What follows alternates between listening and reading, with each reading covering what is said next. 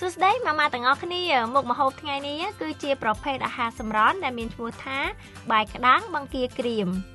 ហើយបាយដែលអ្នកគ្រូយកមកធ្វើជាបាយក្តាំងនេះគឺជាបាយអង្ករសម្រូបដែលល្អមែនទែនចំពោះសុខភាពទូទៅនិងអ្នកមានជំងឺទឹកនោមផ្អែមដំបូងឡើយគឺយើងយកបាយដាក់ចូលទៅក្នុងថង់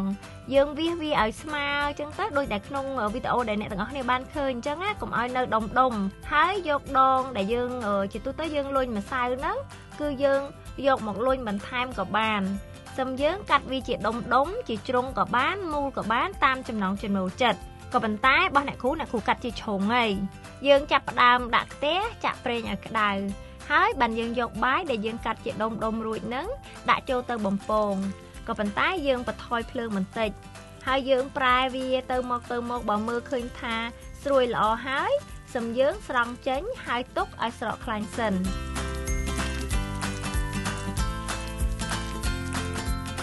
ឆ្លៀតពេលដែលយើងទុកបាយបំពងរបស់យើងឲ្យស្រក់ខ្លាញ់ហ្នឹងគឺយើងងាកមកធ្វើគ្រឿងផ្សំវិញម្ដងគ្រឿងផ្សំរបស់យើងគឺយើងយកបង្គាក្រៀមទៅក្លុកឲ្យម៉ត់យើងយកពងទាប្រៃផ្នែកក្រហមសង្កត់ឲ្យបែក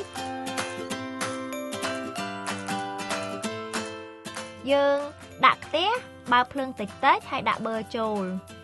យើងចាប់ផ្ដើមដាក់ខ្ទឹមសលីងឲ្យឈ្ងុយសឹមចាក់ពងទាប្រៃចូល